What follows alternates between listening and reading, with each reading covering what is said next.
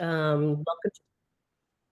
Sorry about that. Welcome to the very first seminar in our Community Pathways series. We're really delighted to bring this to you and hope we're going to be providing you with a lot of new information that you haven't heard before.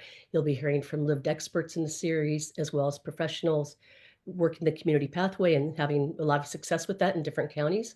And so we'll be running this series over the next 6 to 8 months. Every couple of months, you'll see a new video and webinar, and we may continue after that. We'll just see how things evolve with the community pathways as they develop here in California. We're delighted to have Romero Davis setting the tone for the series with a presentation and dialogue on prioritizing equity and racial justice in communities pathways work. I'm Elisa Moore, Senior Program Manager with Strategies TA.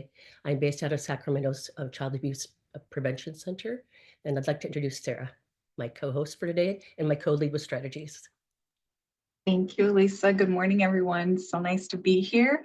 Happy to see so many familiar faces. My name is Sarah Lacroix, and I help to support the Strategies TA program with Elisa. And I'm with the formerly Children's Bureau of Southern California, now All for Kids. So thanks so much for being here. Now, Lisa, I will pass it back to you. Great. Next slide, please. All right, so we'd love to know who's in the room today. So we put up a QR code. We'd love to have you hold up your phone and capture that QR code in your phone, and you'll find a Mentimeter on the screen. And we'd like to know where you're from and introduce yourself in the chat as well, and tell us your organization and where you're from. Thank you.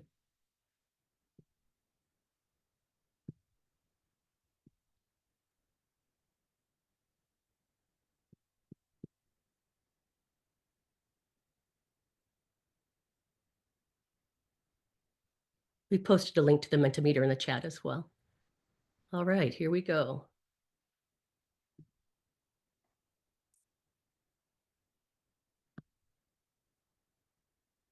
Looks like we've got representation from all around the entire state at this point. A lot in the Bay Area, some down south. Got Alameda County in the house.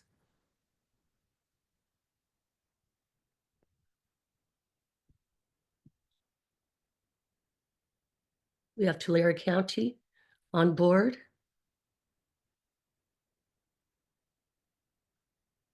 We have Visalia joining us from Central Valley.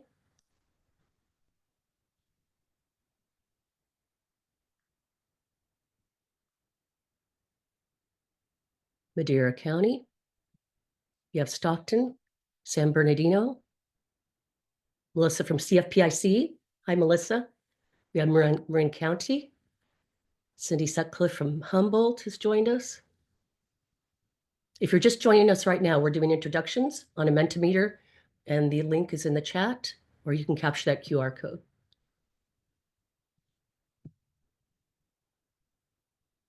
Hi, Derek from CFPIC.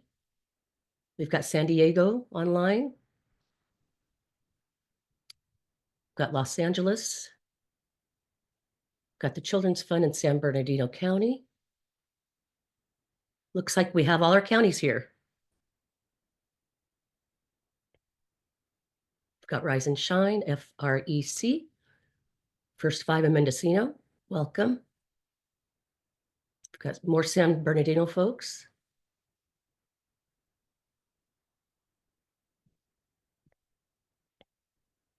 Welcome, Derek from Safe and Sound in San Francisco. Got Public Health Advocates in Stockton. Bryn Pascal from Sacramento. We've got Trent from the FRC in San Jose. Naomi Gomez from Catholic Charities of Santa Clara.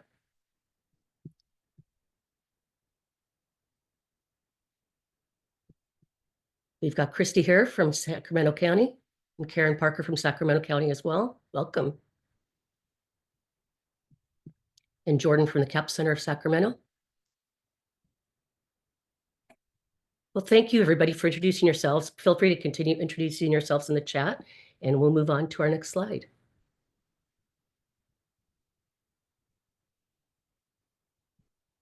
So before we get started, we have a little bit of housekeeping for you.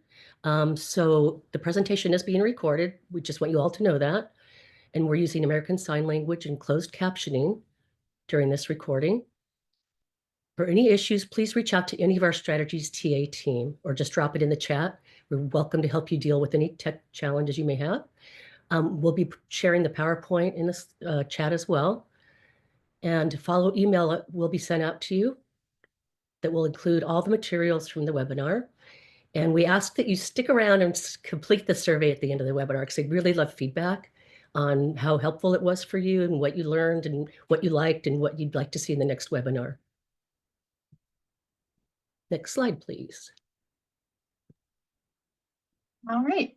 Good morning again. So I'll tell you a little bit about who is Strategy's Technical Assistance.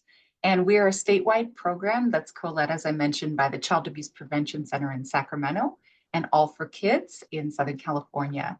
Strategies is funded by the California Department of Social Services, Office of Child Abuse Prevention, and we aim to elevate and strengthen California counties' capacity for planning and implementing coordinated systems, evidence-based programs, and strategies to prevent child abuse and neglect. Next slide, please. All right, wonderful. So now I have the pleasure of introducing our esteemed speaker for the day, Romero Davis, who brings more than 20 years of experience in the social sector to his current work at Social Current.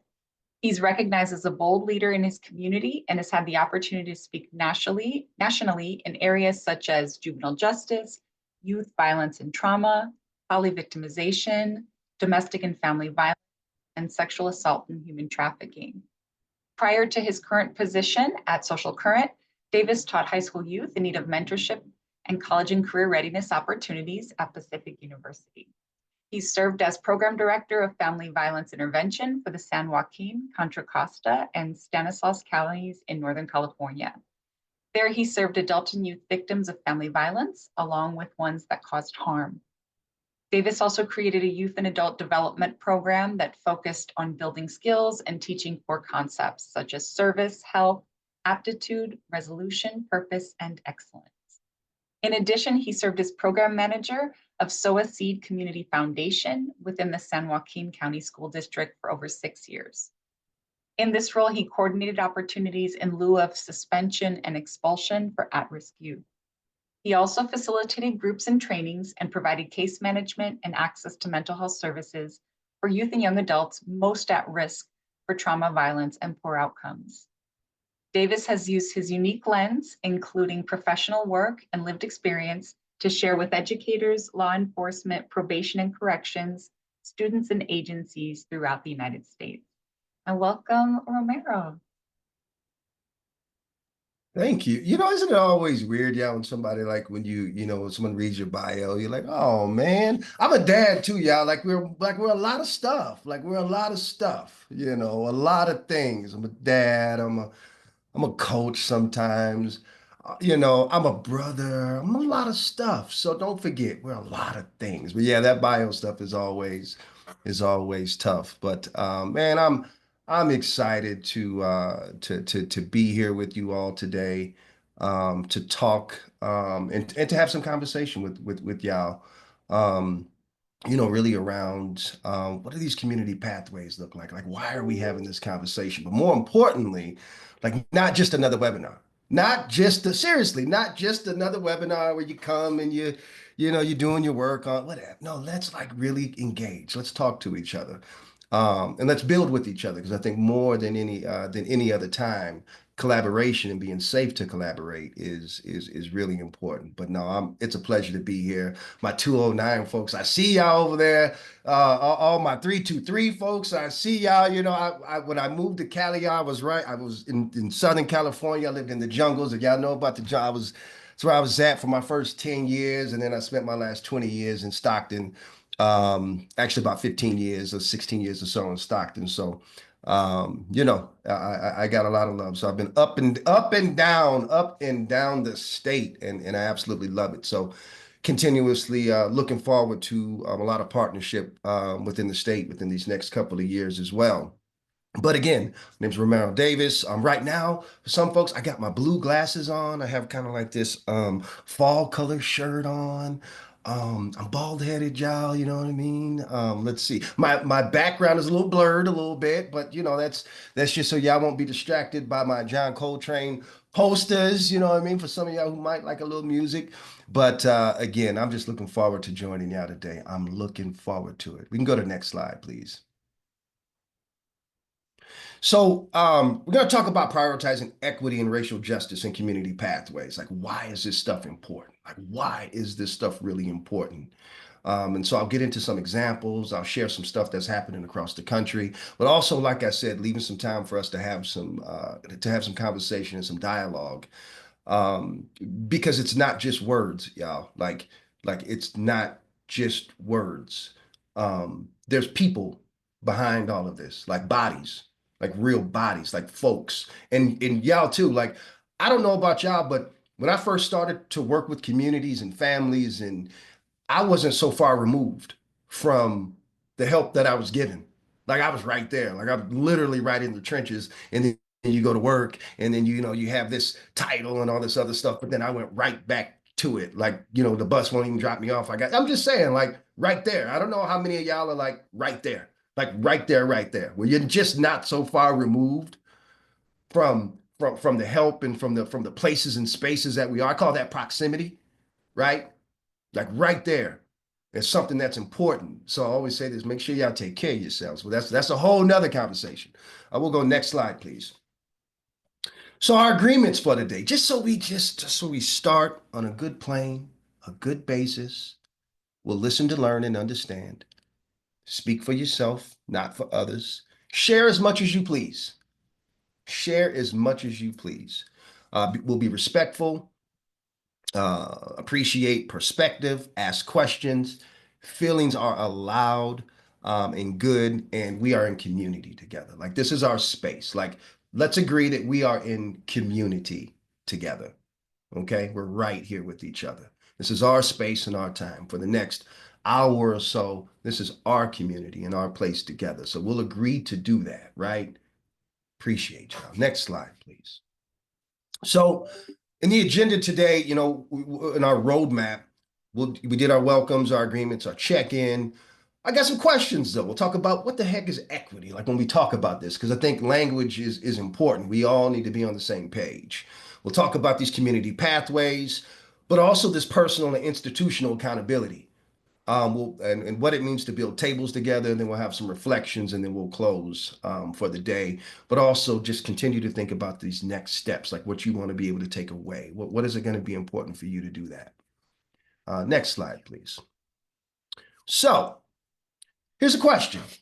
You can put it in the chat box. You can come off mute.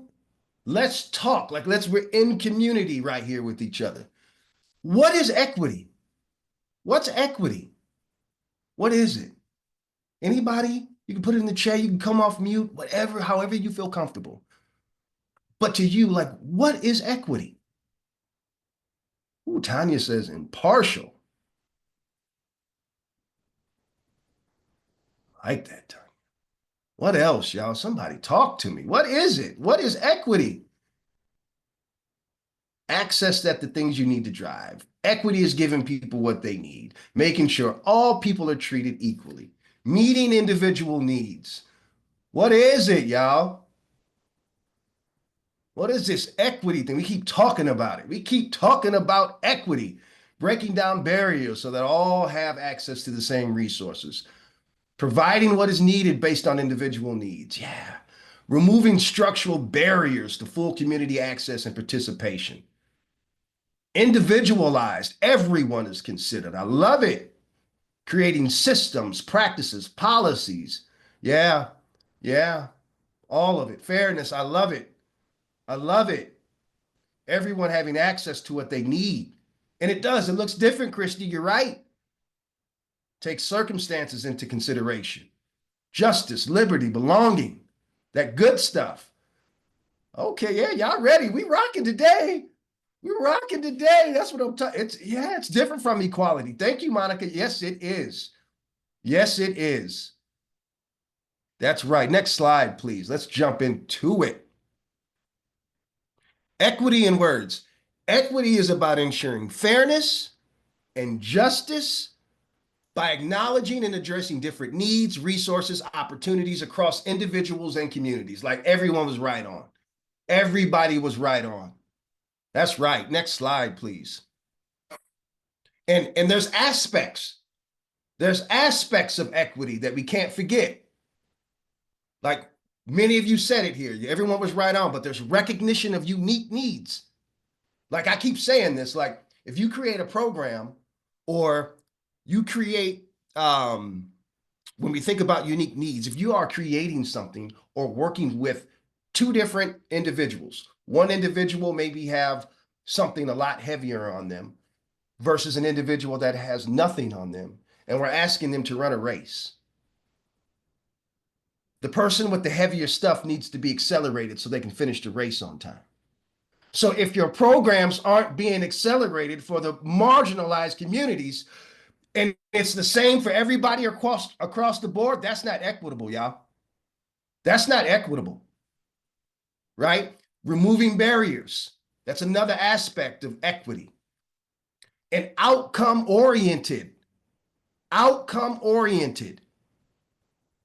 And also it promotes inclusion and representation. Who's at the table?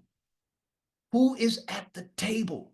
I always say this. I'm telling you, I always say this. The people that are most affected by the decisions that are being made should be included in the decision-making process all day long. All day long. Next slide, please. So we have these different forms of equity as well that we need to include. We need to include this. Folks want to have collaboration equity. You know how many times I serve on these national technical assistance places and spaces? And, you know, back in the day when they had a lived experience that would be on the technical assistance team, they want to give them a gift card. Oh, we'll give them 100. No, you know, not me. If I got a lived, when I have lived experience, folks that are in my technical assistance, they get paid just like the folks from universities, just like from anywhere else. Folks want to know that it's equitable to collaborate, right? Also, a big thing is pay equity. That's a big one. That's a big one. What are you paying? People want to have equity in healthcare. It's huge. Racial equity. It's important. I know sometimes that's the tough part, y'all. You know, that's been the drag for EDI. Is because it's the racial. That's the hardest part for folks to talk about. But remember, just because you're uncomfortable doesn't mean you aren't safe. Talk about it. Build that muscle. Community equity. What does the community look like? Where are funds being invested? Is it the same? Are schools? I'm just saying, like, community equity is important. It's the reason why we've been not solving the problems. Let's just be real. Because I'm going to ask y'all, like, what are you willing to lose? What do you want to give up? Right? And accessibility and disability equity. It's important. Are we creating those spaces for folks, y'all? Or are we just talking about it? And language equity. Language equity. How many times have y'all been in a meeting or you've been somewhere and you have all these acronyms and it's this and it's that and it's the EAP and the TIR and the blah, blah, blah. And you're just like, listen, man, just talk to me. Just talk to me. Just talk to me. Stuff is important. Now, there's these different forms of equity that we must consider. When you're bringing folks into your table, it's a big difference. Patty, you're right on. You're right on, Patty. There's a big difference between equality versus equity. Big difference. And boy, that competition between the resources, Hey, that really draws the fine line between equality and equity, doesn't it? Doesn't it? Especially when my only opportunity to apply for something when there's this big amount of dollars, and who knows if my agency or what I do can even have the capacity. But I feel I'm with you. Y'all gonna get me on something, Patty. I love it. But there's these different forms of equity, y'all, that are really important. And we need to drive this today. We need to really think about this intentionally as we're working with communities. Because the moment that we walk into a room, especially with our titles, there's a power in difference right from the gate, right from the gate. And so, how do we meet folks where they are? We'll talk about that a little bit more today. Next slide, please. So, why not equality? Romero, why not equality, Romero? Why not? Y'all remember back in the day when there was this big push between equality was that big thing. It was the big push. It was equality first, equality, and then we started to move. We saw that shift in equity because we saw that equality just wasn't quite right.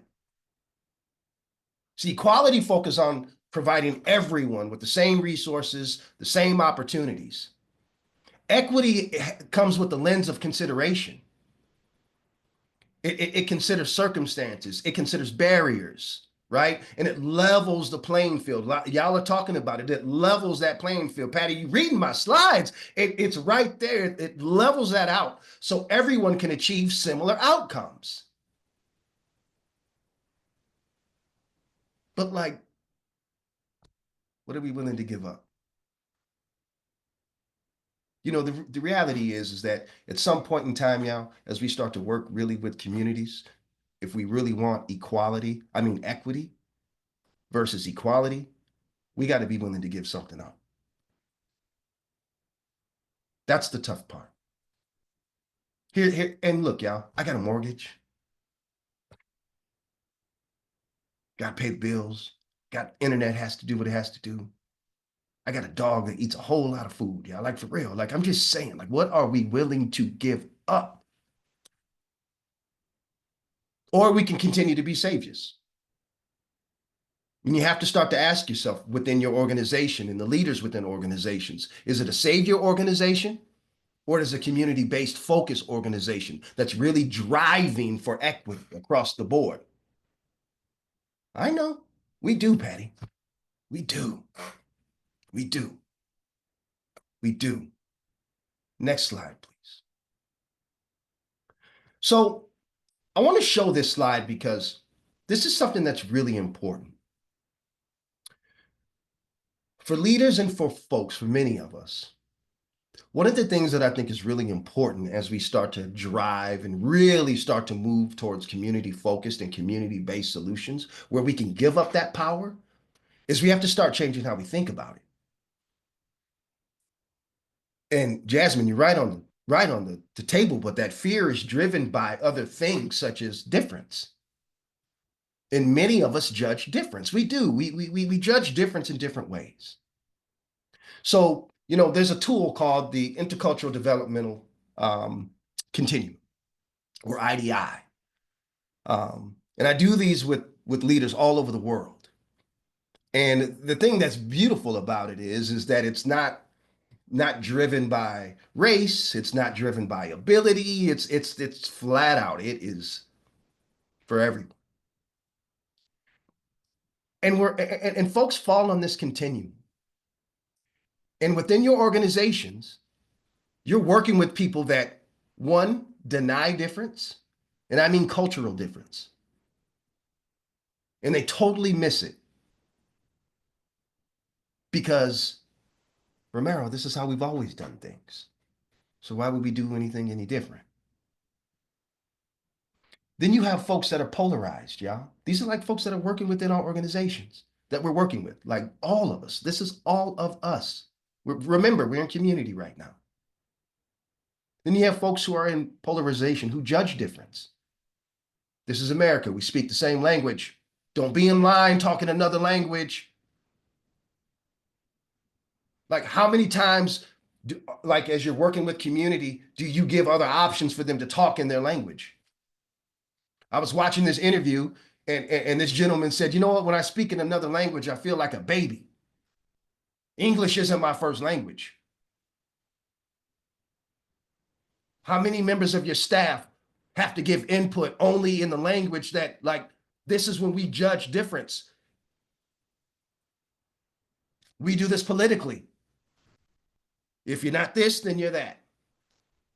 Or there's this other side of the table of polarization, which is really critical of their own cultural values. Because guess what? The more I can't be seen, it's easier for me just to get along because I got too much to lose. I remember, y'all, when I got my like first real job, and I was working with community, and my mother says to me, she says, listen, there's not a lot of black men that get in that space. Don't you go in there talking that stuff. You just be quiet. You just get along to go along. You've worked too hard. Then we fall into that minimization where we minimize ourselves. We shrink ourselves down because it's a defense mechanism. These things are important, and this is an important tool that can really help you start to shift and think, because this is a mental mind shift. It's not just easy, y'all, saying that, oh, we need to work with community and we need to, all that. Like we've been saying, working with community for years. We've been saying this. This is nothing new. So why is it so hard to do it? Because it's a mental mind shift, because we really don't believe that community has the answer. I'm telling you. We wouldn't be here. We'd be past this already. So that minimization, we minimize our cultural differences. In many groups, y'all, especially groups like, for instance, Black women, minimize themselves because it's much easier. That way I won't be the angry Black woman. I won't do that. Many women in general are Hispanic and Latino women. We got labels. When I was started working in domestic violence, y'all, I was quiet. I didn't want to be the angry Black guy. I'm like this all the time. I'm loud, I'm expressive. This is how I work. But I didn't want to do that. So I wanted to minimize, shrink myself down to be a part of this system. But then once we really start to think about like how we want to work with different cultures and different things, then we start to move into acceptance, where we deeply comprehend change and difference. And we can work with that. And adaptation, we're able to bridge across many differences. And the reality of it is, y'all, is that there's many young people and many folks that you're managing or working with that are on this continuum. And it affects how we think about working with community and even with each other. So I just wanted to bring this in just as a thought, because there's going to be some tools that you're going to need along the way. It's going to be some things that you're going to need along the way on this journey. It's a long journey, but we've gotten far enough. And listen, I know more than anyone else, we've had some recent changes, and it's scary. For some, maybe not for others. But we've been here before, and we're going to need some tools in our backpacks along the way. Yeah, Lydia. Lydia says sometimes we leaders who talk about equity expect that from their staff to the community they serve, not apply those values, to their staff, unfortunately. And it's really true. Equity has to happen all across the board, y'all. If your folks don't feel safe to speak up in your offices and in your places and spaces, y'all, it can be really challenging to come up with new, innovative ways to work with community. Especially if you have folks from the community. We always say, hey, we want to hire folks who live within the community. We want to hire people who look like the community. But many times we don't want to offer them the same power, or they can't come to meetings because they don't have the initials or they don't have the title. We have to start thinking differently, and not even thinking differently, but once we think differently, then we have to act differently. Information makes us responsible. That's why some people don't want to know. But we got to move past that. That's why we're here today in community with each other today. right? That's why we're here today with each other, more than anything else. Next slide, please. So I want to take a moment, and we're going to have a Padlet where you can write this down, and it's anonymous. So, please feel safe as much as you feel safe. But I got like two questions that I just want to engage with y'all. First question is like, how does your organization, like your organization, how does it actively encourage and support meaningful community participation, especially among underrepresented or marginalized groups? And then the follow-up question to that is what strategies do you use to ensure that their voices are included in the decision making and program development? And what are you willing to lose? I'm not saying give up. What are you willing to lose? A little vulnerability here. I get it. But how does your organization actively encourage and support meaningful community participation, especially among underrepresented or marginalized groups? And the follow-up question is, what strategies do you use to ensure that their voices are included in the decision-making, program development, and what are you willing to lose? So let's take a few minutes, take some time. Take some time. And then during that time, they are like actively participating, supporting each other, sharing ideas, resources. And we have a couple of caregivers that have shared feedback with us or have wanted to be more engaged in like the planning processes around like the parent cafe. And then the community resources that are provided during that time too. So we have a lot of just like exchange and dialogue, not only about parenting, but just about what's available in the community. Yeah, no, I love that, Natalie. I love that. I think that that input is valuable, especially from the parent cafe side of the table. I mean, it's important. So thank you. Others, please feel free to come off mute. Let's talk to, we're humans. Let's talk to each other. Dialogue sometimes, y'all, is what we miss the most because we're so busy doing. Let's have some dialogue. I see your hand up, but I'm not sure if that was already there, but please come off mute. I didn't want to talk over anybody. But hi, everybody. One of the things that I appreciate about my organization is that there's a 30,000 view just scope of work plan to be that backbone organizational support, where I've been a part of other projects or other things where the organization dream is to just be super intrusive. But that is not the case with All for Kids, and I feel really lucky about that. In respect to both TA strategies work, but also in like my Anaheim work, where I go and my whole project is just to support these women and help them transition into being their own voice for their own community.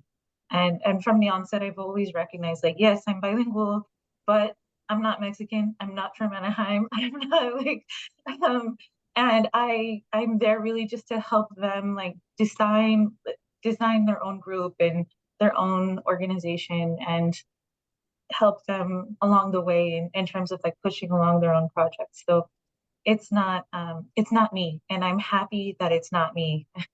And that's something that I both appreciate about the organization, but also it's a strategy that's built into my organization. And in terms of what I'm willing to lose, I'm willing to lose that control. Like just yesterday, we were talking about like, hey, I made the agenda for today. But I don't want to. I want you guys to do this. So let's talk about next week and our next meeting and about how you're going to plan this out. And so, yeah, that's both answers. No, I love it. I love it. And that is a true example of like, that's like giving power. Like that's giving power. I love it. I love it. Can I just piggyback on that? Because it was Please. kind of what I put in my comment about what we're willing to lose. And I think, you know, in social services, a lot of times we talk about working ourselves out of jobs anyway. And I think that in our one of our newer programs, I remind staff regularly that ultimately our goal is we really just have the space that the community comes to and they do what they need for themselves and they become the community that they need and they set it up how they need it. And we are not experts. We are not even, I mean, I don't even like the word facilitating because I feel like we shouldn't have to do anything but open the doors and they're gonna bring in what they know and what they need and do it for each other. So, and I know across our state, but in our county too, we're up in Humboldt County. So, um, communities are very different and accessibility is very different and how they rely on each other is very different. And so, our, you know, also I think, how do we build the community within the community so they know they have what they need down the street or next door or at their school or you know I mean so I still feel like it's the that empowerment and that releasing of us as something that they need, I guess. Yeah. Yeah, it's like you're like the catalyst. You're like the catalyst. And we need to be that, right? I love it. I love it. Monica, I see your hand up there.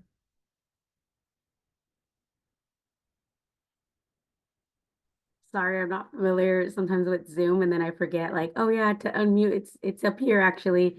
Um, I think what I'm willing to lose, like Natalie said, control. And I think that's the hardest thing sometimes because it's just like sometimes riding the wave and you're just kind of like, I hope I don't fall, but sometimes falling isn't the worst thing. I mean, you're gonna learn to get it back up or you're gonna, redo it again. But I'm also just willing to say, like, I'm willing to lose like old thinking, old perspectives, but I'm willing to lose what I think that I thought I knew, I don't know, and just be open to um, really being empathetic because I think like when we can step into another person's shoes, I sit a lot with it. Sometimes I might have my own uh, judgments and I might not even notice them. Why did I think this or why did I think that? And when I sit back on it, I really try to put myself in their shoes, even if I fully can't, just really try to see where they're coming from.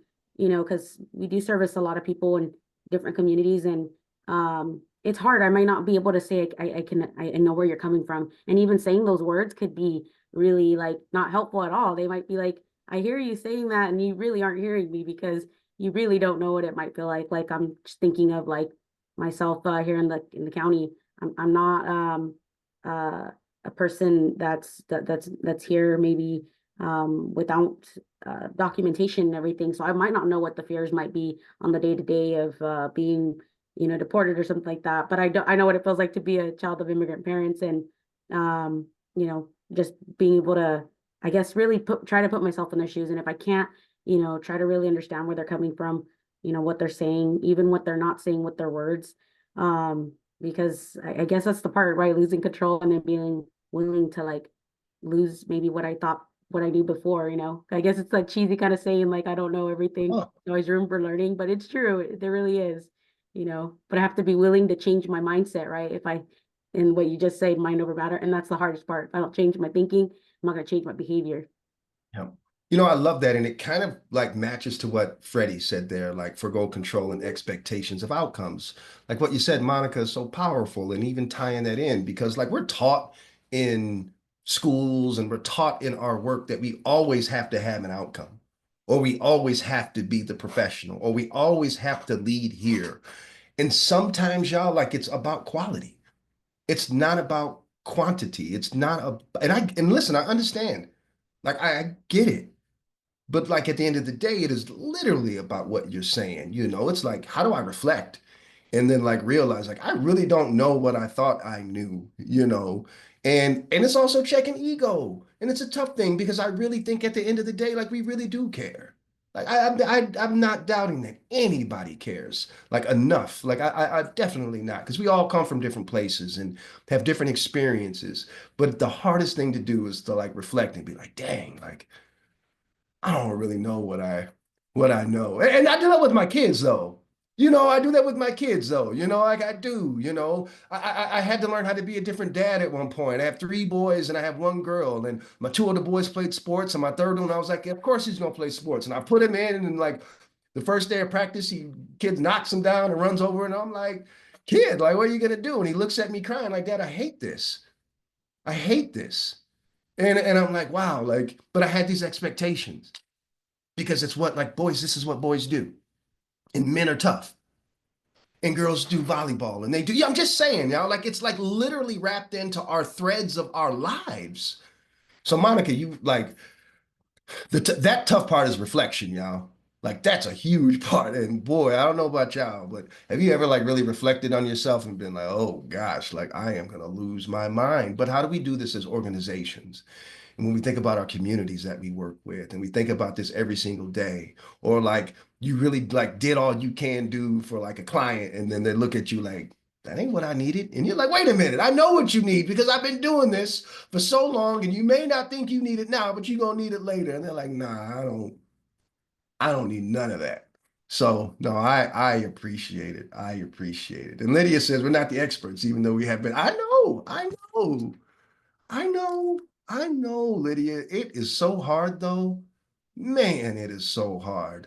And I'm the first one to tell y'all that, like, you know, I do this stuff nationally in many places and spaces. I'm the only black male in especially around this child and family well-being space and talking about communities. And by Friday, y'all, after I see the data and after I see all this stuff, I have so much bias in me that I'm done. That I'm done. So I also think like as you think about what you do for the community, it is so important to think about what do you do for the people that work with you and work for you and through you? Like how you taking care of yourselves and how you all taking care of each other.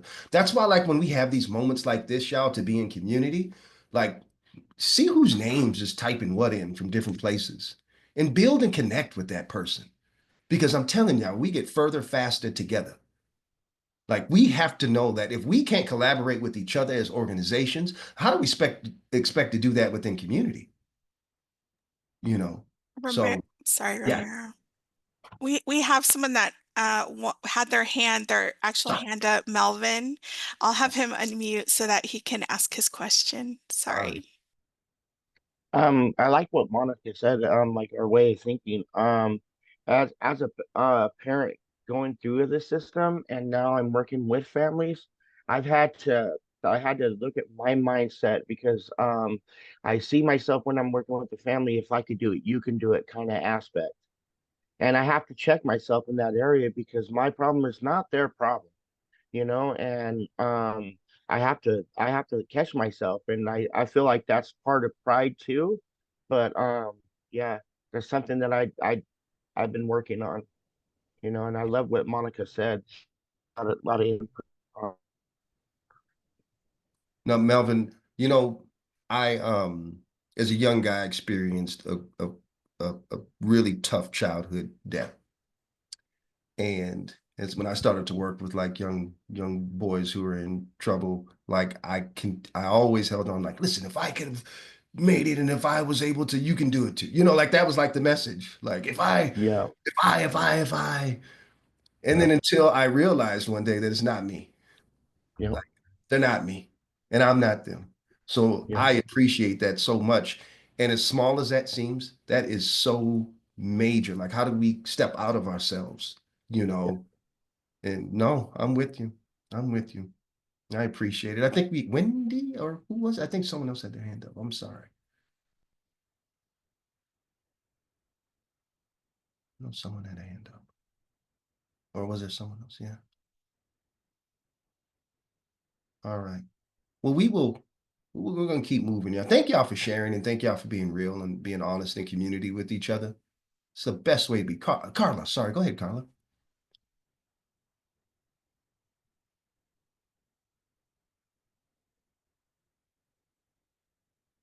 Sorry, I don't know if you can. My computer closed. Sorry. Can you see me, hear me?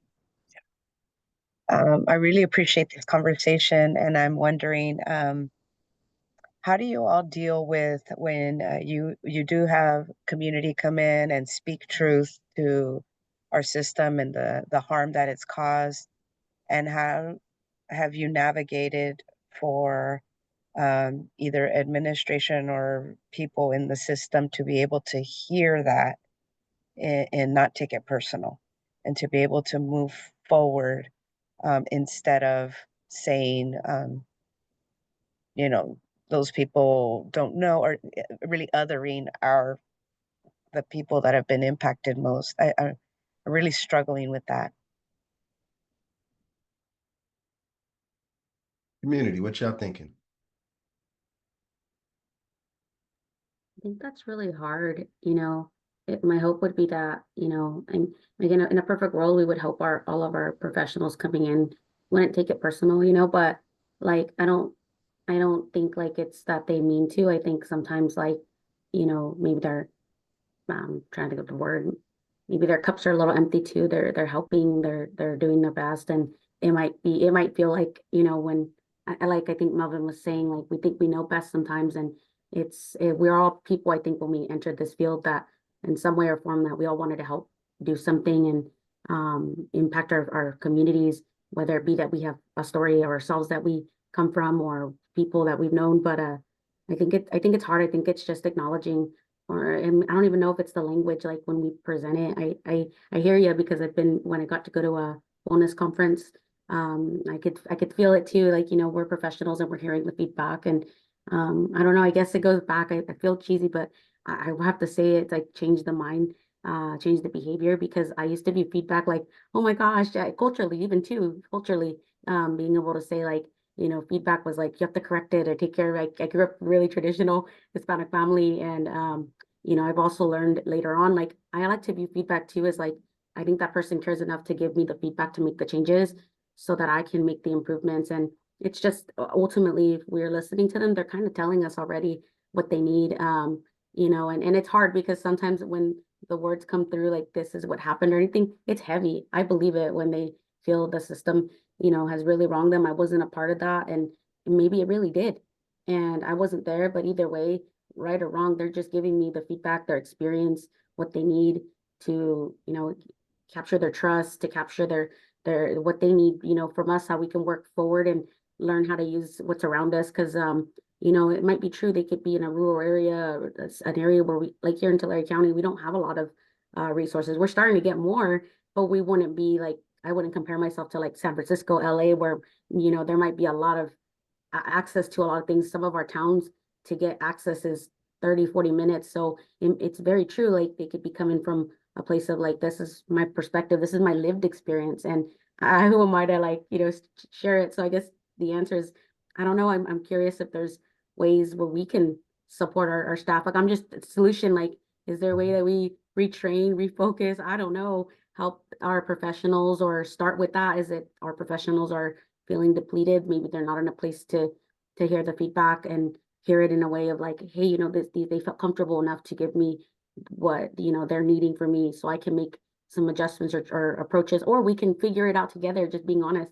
You know what, I'm sorry, but let's see what we could do together. Let's try to figure it out. It's a first for me, because I think sometimes just even that honesty goes a long way. And we're human too, you know. We might not always be the experts, and you know, maybe they could show us a thing or two or walk us through their experience. And now I'm learning something. Wow, you really are struggling, because it must be really hard to get to there, you know, from point A to point B. I could see why you went through all these hurdles now that I'm walking through the process with you.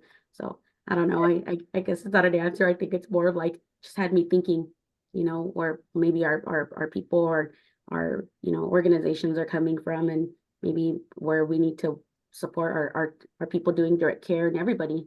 I think there. I appreciate that. And I'll just say one more thing, if it's okay for the conversation, is I was referring to more administrative level folks who are taking it.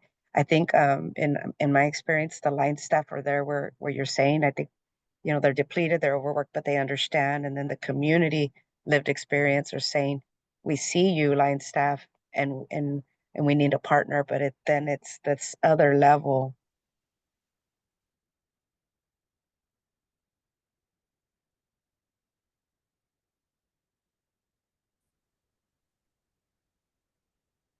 We have Dora with a question, and then Jasmine, who can't raise their hand, but we'll just keep an eye.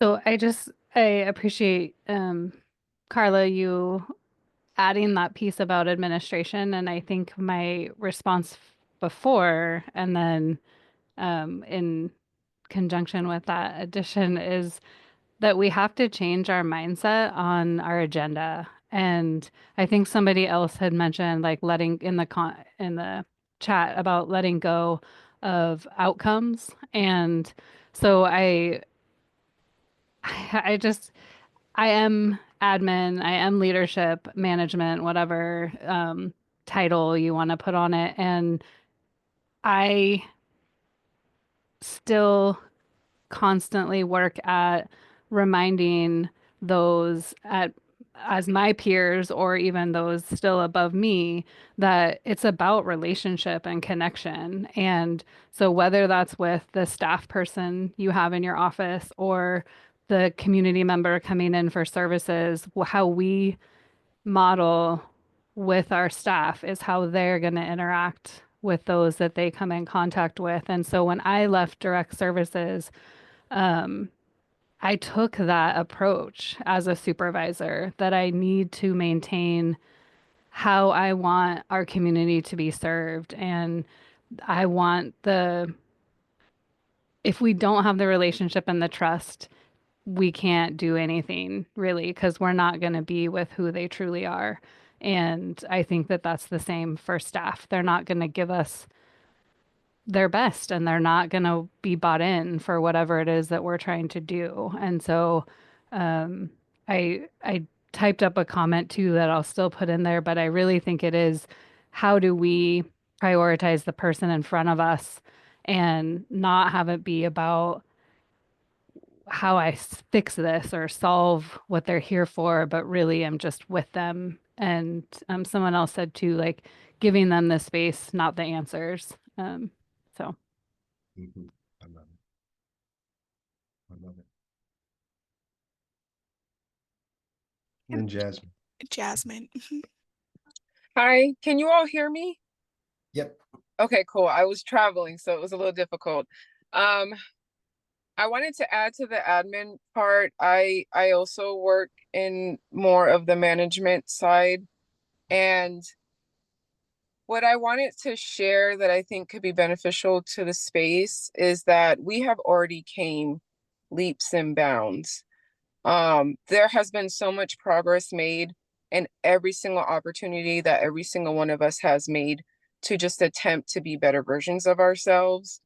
And I know that as we are continuously reaching for this goal, that honestly, when we get to, we're gonna want to keep going because that's what it means to be human. I just want to remind everyone that in my lifetime, and I'm not that old, I have seen so much change. I'm a mixed person. And so I have a I feel a very unique experience in that. I also come from hard upbringings. And it's interesting because I actually had a completely different perspective. I learned one of the first theories I learned in sociology was the scholarship kid or the scholarship boy. And it was the idea that the hood can point out the kids that they know are going to go places and they find a way to wrap their arms around them and uplift those kids out and push them out. Looks different for every situation, but it happens. And I recognized and resonated with that. And so I felt obligated and full of duty and just honor to continue to be a part of my community. And so I continuously look for ways to do that. And I think the best answer that I can give, which is like the easiest answer I can give, because just like Monica, I too just love to just talk and continue to just I love this. I think as we go into this next phase, it's going to be important for us to go within. So that if we are in love with ourselves and if we are in community with ourselves, then we can provide it out. There's another term called Ubuntu. It's an African term. I don't have everything on top of my brain right now. I wasn't anticipating sharing that, but it is one that I hold as a value. And it's this idea that we can solve each other by solving ourselves, by allowing other people to help us, and you know, really being in community, and allowing community to show up for us. I do a lot of mutual aid work on a international type of scale, and I don't say any of that like I'm not cool, y'all, at all. But what I heard in that community was you cannot be in community with people if you don't allow them to help you. So those are the words that I want to share. I'm sorry I'm going to transition into the office so I could be a little bit more present, but I just want to say that you all have created a beautiful space here, and the interpreters being here, perfect. And yeah, okay. Jasmine, you know, I always appreciate you. You know that. I've seen a lot of Jasmine this week, and I love it. And I really appreciate everyone for the comments. I do want to move forward a little because we got some more stuff to talk about. Because I want to give y'all some examples of some things.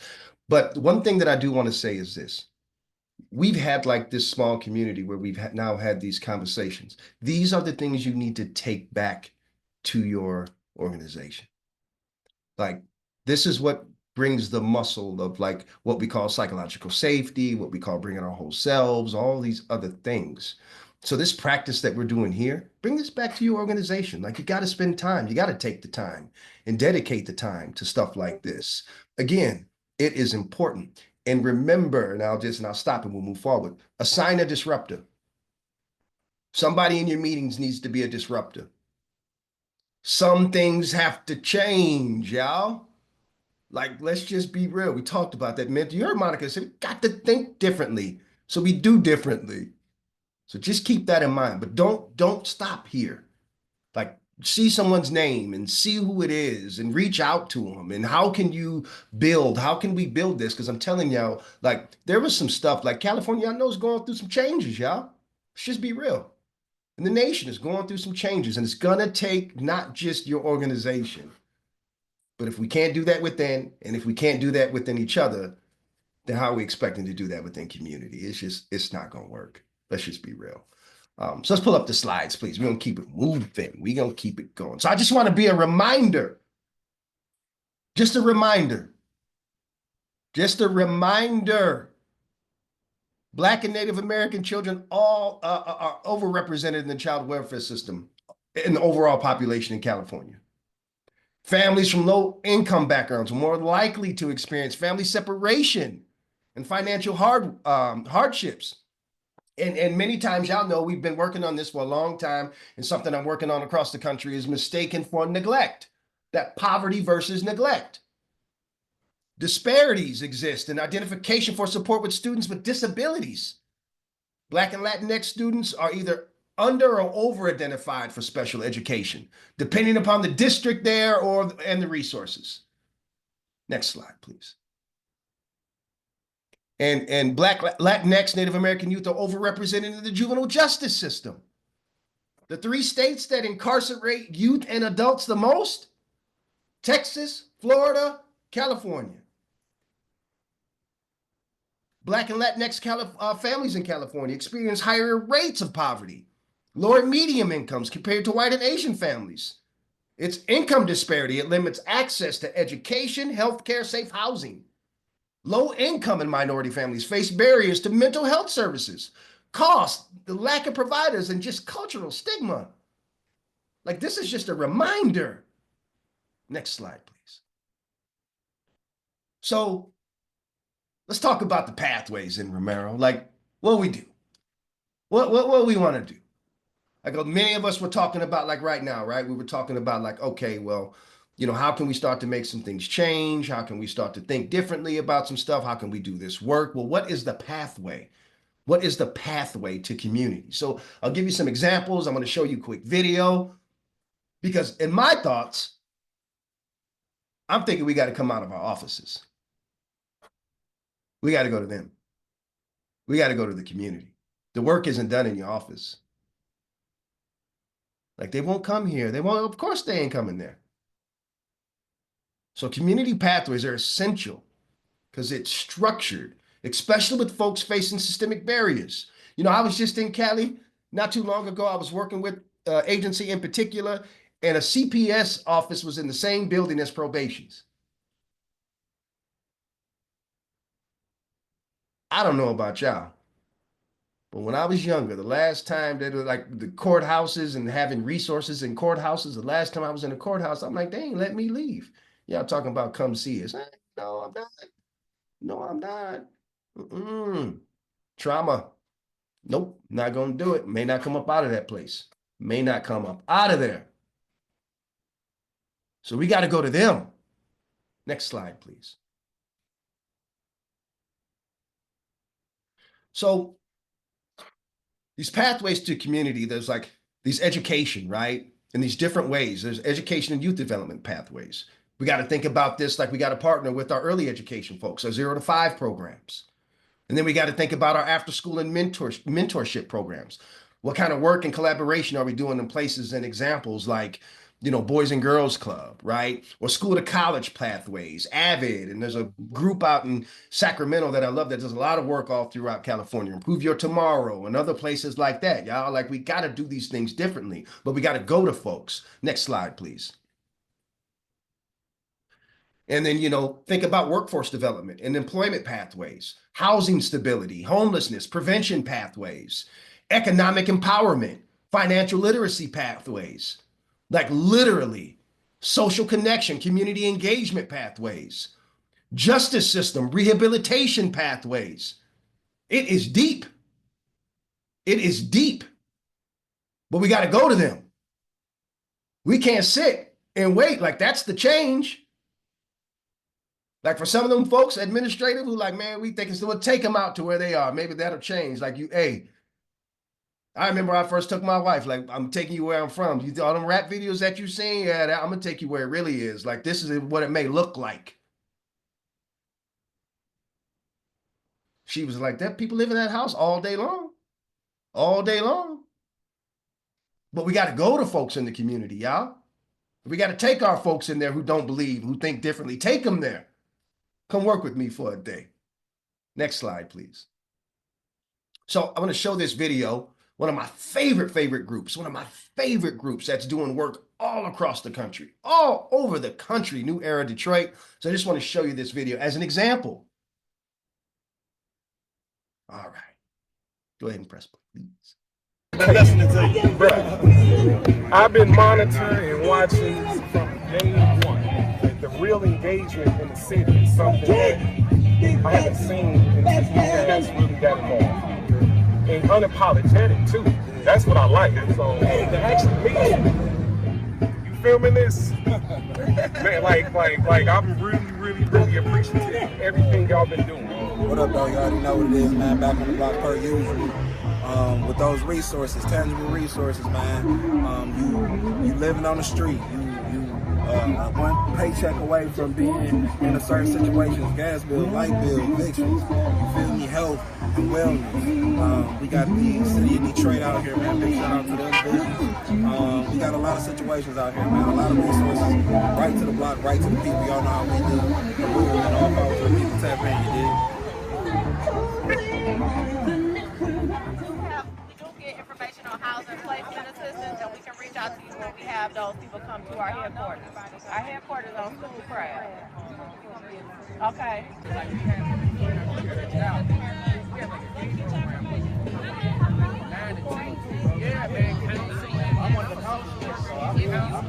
We talking about I'll send you the link.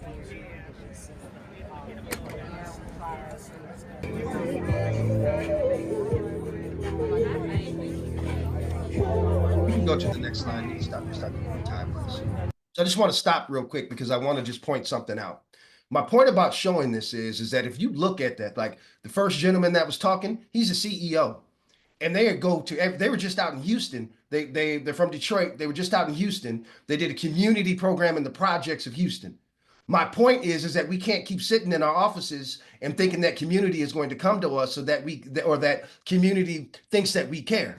Like, we got to start doing things differently. This is just something to show you that we can do things differently. All those folks sitting behind those tables are social workers and are professionals in different ways, but they don't have to have that tie and suit on. They don't have to have that look that everyone thinks that we have to have. They don't have to talk like, oh, we got to be this or that. Like, we got to get out of the constraints of being something that we're not because of what society has said, what we're supposed to be and look like as professionals and people working within the community. If you want to strengthen your pathways, you go and be authentic.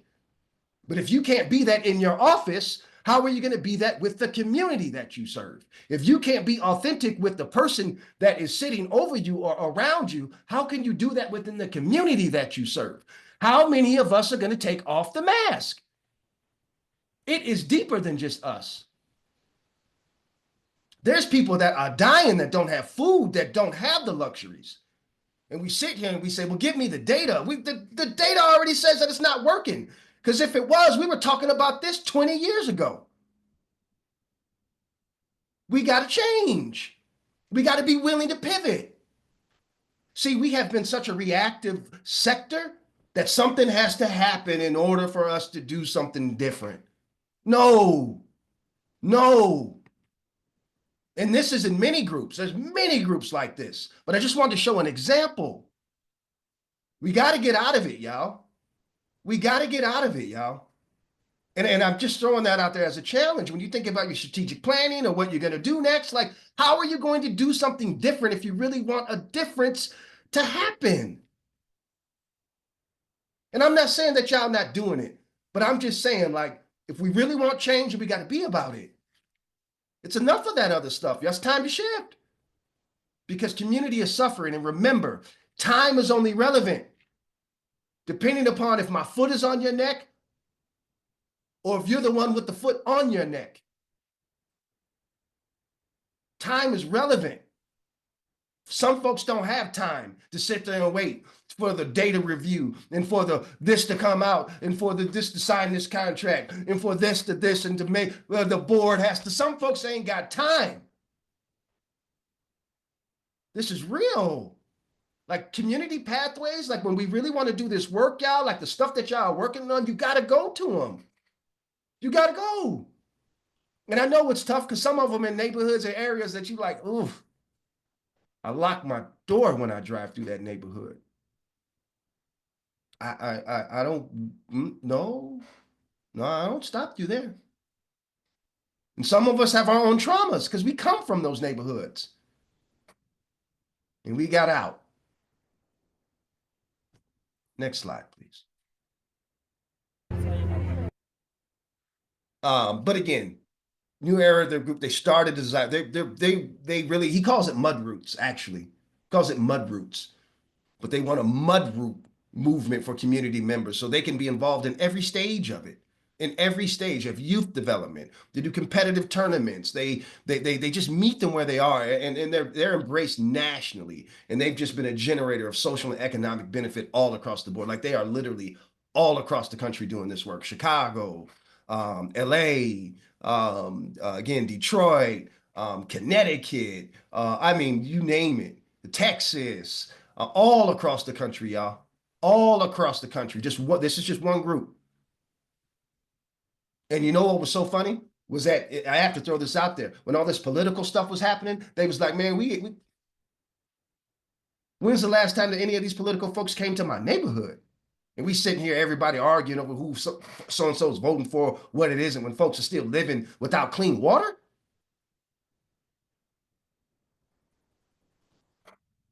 Yeah, I love it, Billy. I love it. Next slide, please. We got to get there, y'all. And then the other big key I want to show is family resource centers. Family resource centers are popping up all across the country. So just want to show this real quick.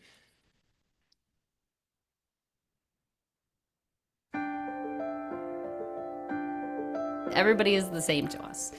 And I think that there's a sense of that on the island more than in other places. There's a whole other side to this island where there are the people that actually, I think, make this island work. The housekeepers, the landscapers, all the workers. And they are often the people that are in need of the services that we offer. And for me, it's really gratifying to be able to take whatever resources we have and connect them together so that they can live healthily and without so much stress. One really good thing about the Family Resource Center is everything is free. I really want to shout that from the rooftops because everything is free. We help anyone that walks through our door with any need that they might have. And that allows people to leave here knowing that they've had someone that has been able to listen to them and help them. And as a result, it creates a healthier community. I think given the rich history of Nantucket and it being a kind of a nexus point of people from all over the world, it's crucially important that we have multilingual interpreters and people that can meet families where they're at, whether culturally or based off of their language and everything in between. It's not just for families, it's for anybody, for any reason. We will help you. If we aren't able to help you here, we can help you by connecting you to where you do need to be. So a lot of times if someone comes in and they say, well, I can't pay my rent, I'm gonna lose my housing, we can help connect you to the people that can help you.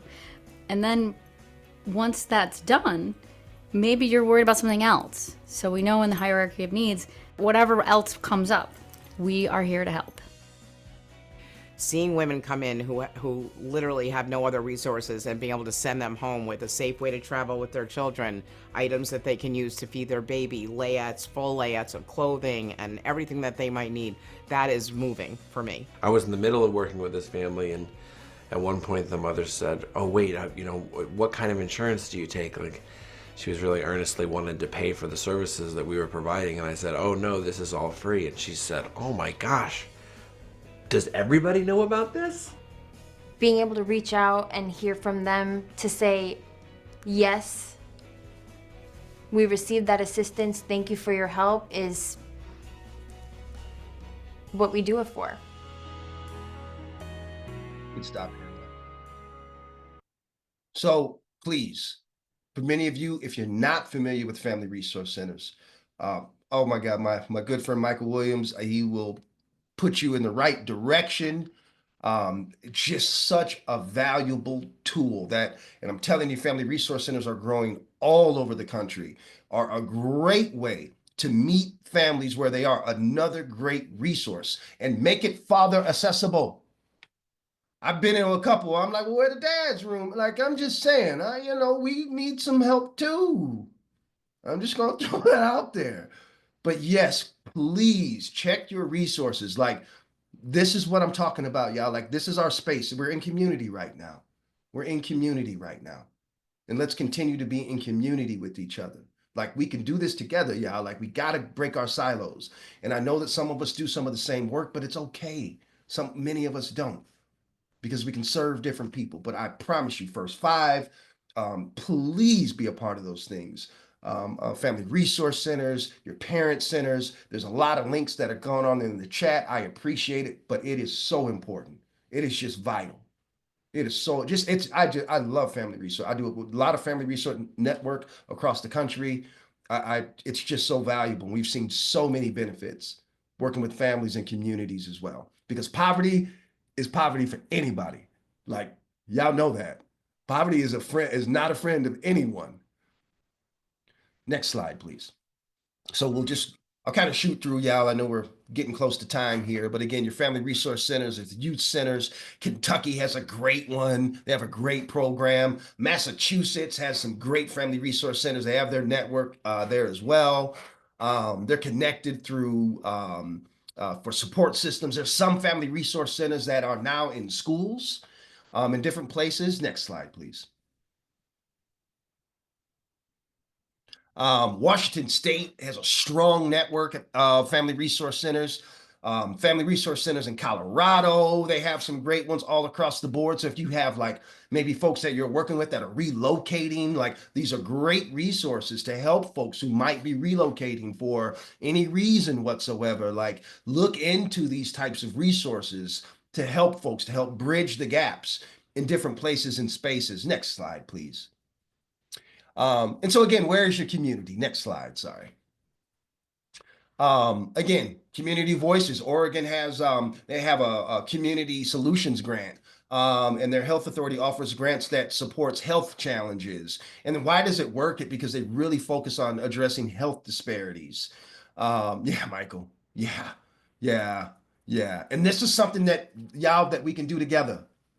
Like Michael said, like this is something that we can do together. This is something that we can tackle together in the state because California needs that state funding for FRCs, y'all. It is so vital. Just want to throw that out there. Next slide, please. Community voices. Illinois has welcoming centers.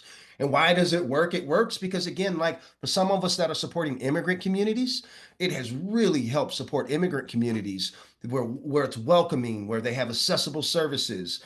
And again, it just helps promote successful integration and economic contributions. So like these welcoming centers, if you're working with immigrant families or, folks from different languages who maybe been displaced from different things, like these are valuable resources that you can continue to lean on with each other.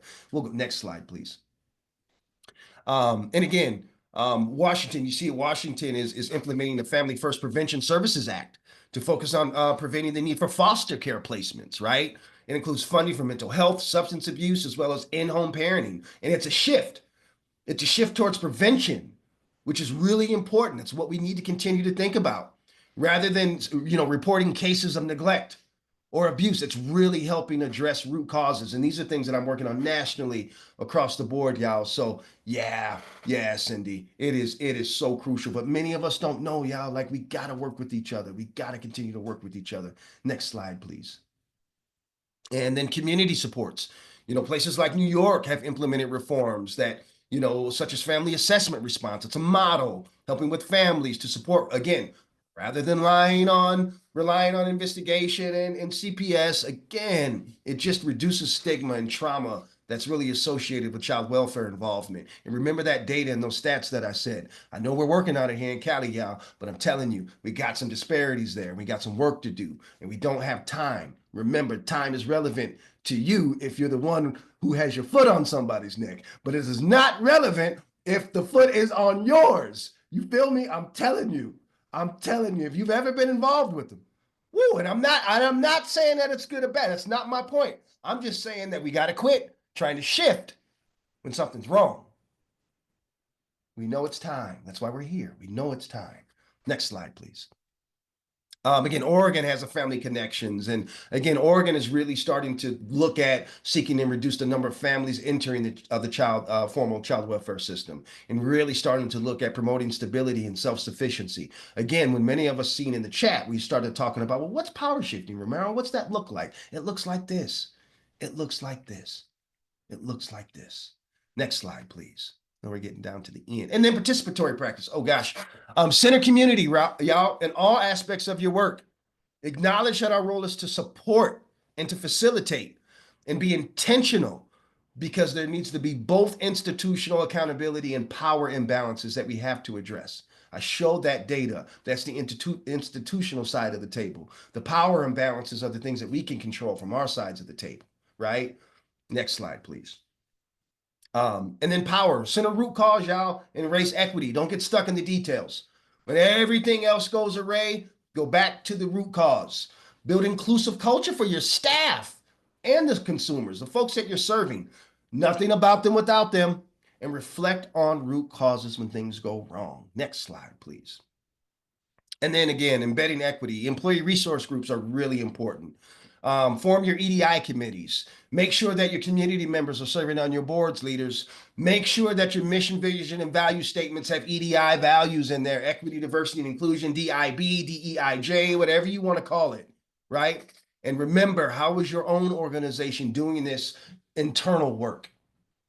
We want to work with external folks and say, oh, we got you. But when the house is not in order, anything else outside won't be in order as well. Next slide, please.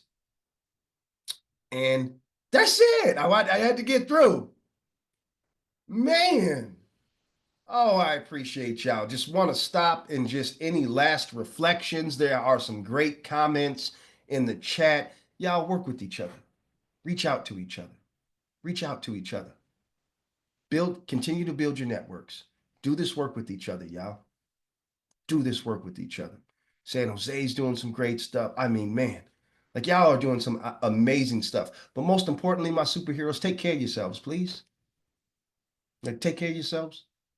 I know, I know, I know. Take care of yourselves. Please, please. Oh, you're right, Patty. You're right, Patty. And it's hard. Now, look, I'm not saying that we just fix this tomorrow. I don't want to put that out there like that. But I want to say be intentional. Community pathways are the way to go. Sustainability lives within the community. They live within community. Man. So I'll hand it on over. I'll hand it on over. Reach out too. Let's work. I'm with y'all. I'm with you. You want to talk? You want to have an ear? You whatever y'all can tell. I love to talk. Whatever you need, call me, text me, email. I'm down. I'm in it. I'm in it. I'm in it with you. I'm in it with you. I have no ego. I want to learn too. And if there's stuff that you're doing that I can learn from, please, and I can share, I will do it all day long.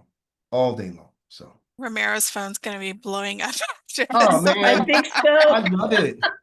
I love it. Oh, Romero, thank you so, so much. This was such an engaging and rich discussion. You know, you really, I think, created such a safe space for people to share and engage with each other. I mean, the chat was just going crazy the whole time, as well as the Padlet has so many good ideas and, honest reflections. Your candor, these new ideas, the giving of yourself is just all sincerely appreciated. So thank you so much for your time. And I'm going to pass to my co-lead, Elisa Moore, to wrap us up. Thanks, Sarah. Romero, as always, you inspire us and you energize us, and this talk couldn't have been more timely for all the obvious reasons, and we're just so thrilled to have you with us today. And I know that people will look at themselves, reflect today, and go back and change some of their practices and carry this out at their workplaces and build their communities based on all you've shared today. So I really want to encourage people to also fill out the survey, because I want you to be able to get that appreciation and the feedback from the folks who attended today. All right, a little more housekeeping. So we can't be with you all without Plug and Cal Prevents. That's what we do every time we're out and about. So Cal Prevents is an online community of practice that hosts a conversation board in private spaces where prevention teams, organizations, and networks share resources, host events, and collaborate with their members across the state. We're 500 members and growing strong, and we'd love to have you join us. And the form is in the chat for you to sign up if you'd like to do that. Or just reach out to us to ask more, get more information about it. Next slide, please. Lastly, we have a variety of ways to reach out to us on social media. So please reach out to us to learn more about all the services we provide across the state. And finally, I just want to say thanks to everybody, not only for attending today, but for truly engaging, which is not easy when you have a webinar of nearly 100 people. And people were really brave and came on camera and used your voices and engaged in the chat, as Sarah said. And we so appreciate it. I think it just makes it so much deeper and more meaningful for all of us. And Romero, thanks again for helping us dig deep today. And have a great day, everybody. And just a Take quick care. just a quick reminder, we will send out a follow-up email to all that have registered that will have the link to this recording. And we will also have the slide deck and any other links that have been shared, including the Padlet, so you can go back in there, add any additional thoughts that you might have, share with your colleagues. We will also be posting the link to the webinar on CalPrevents, so it'll also be posted there as well, as well as our YouTube channel. So thank you all for joining us. We appreciate you and the hard work that you do. And don't forget to please fill out the evaluation. That will inform us as we get this series going. Take care.